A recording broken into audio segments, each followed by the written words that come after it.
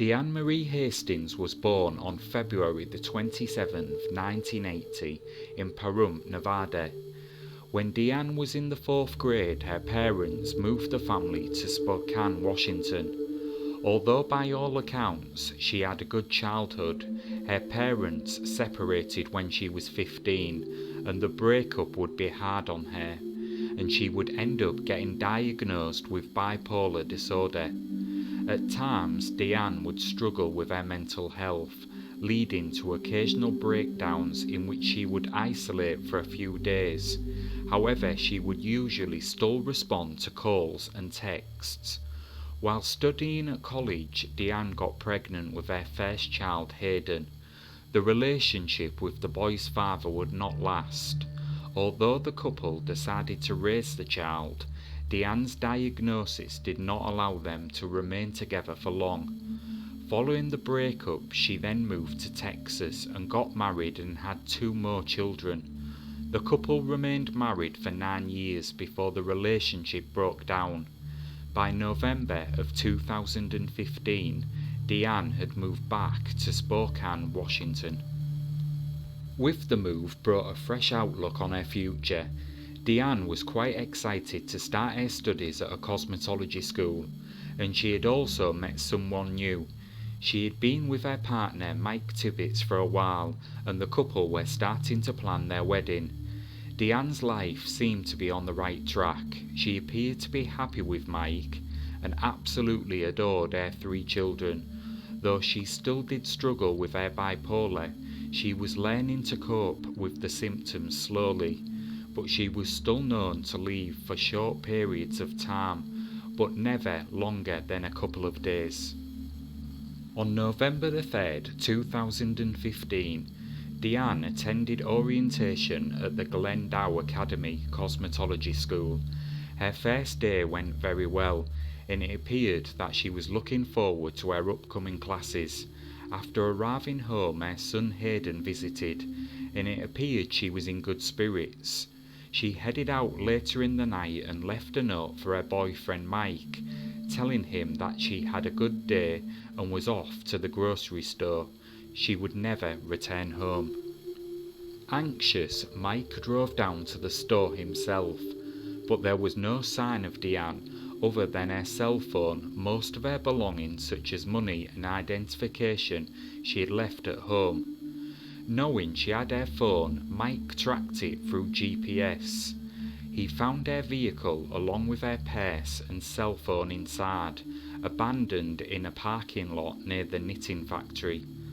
The following morning, the cosmetology school reported that Deanne hadn't turned up for any of her classes. Some of the timeline varies slightly from here, but concerned after not hearing from Deanne, Mike goes to the grocery store. It's here that he is allowed to view the security footage from that night. The surveillance video shows Deanne inside the store purchasing vodka and birthday candles. More concerning, it appears to show Deanne acting quite erratically. Mike contacted law enforcement to report his fiancée missing at this point, but there would be more disturbing details to come. According to several witnesses, Deanne looked dazed and confused, and had asked for help before entering the store, claiming that she had been drugged and kidnapped. The police were called. Only minutes later, another call is placed to 911 by 2 women who saw Deanne sitting nearby. The women reportedly offered her a ride home and offered their phones for her to call a family member. When authorities arrived, Deanne again informed them that she had been drugged and kidnapped, but she refused treatment or assistance and walked away. At this point, the officer left the scene. I believe she was caught in CCTV footage again later that day, using her card at the trading company on Inland Empire Way. Deanne's credit cards were used again in several businesses around Spokane at places like grocery stores, pharmacies and convenience stores. However, this time surveillance footage from the businesses showed a man with 2 other individuals using her cards, and Deanne was nowhere to be seen. The man using her credit cards would later be identified as Randy Riley. He said he encountered her while she was walking on South Inland Empire Way. He stated she was very drunk and belligerent, and they spent a few hours together.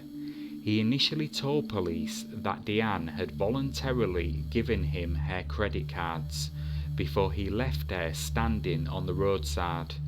His story would soon change though. Eventually, he said a day later he drove back by that area and stumbled across her coat with her wallet inside. Randy claims that he threw her cards and ID out near the Sonnenberg's deli to make it look as if she was still walking around. Her card was later found there. Randy's story could never be corroborated, however, but he did later plead guilty to the charges, spending a few months in jail before being released. He has never officially been named a suspect in Deanne's disappearance. After this, the police hit a dead end, and no further sightings of Deanne have been reported. Mike continued to talk to people who saw and interacted with Deanne at the time she went missing, but most of the stories appeared to be consistent as to her state of mind on that night.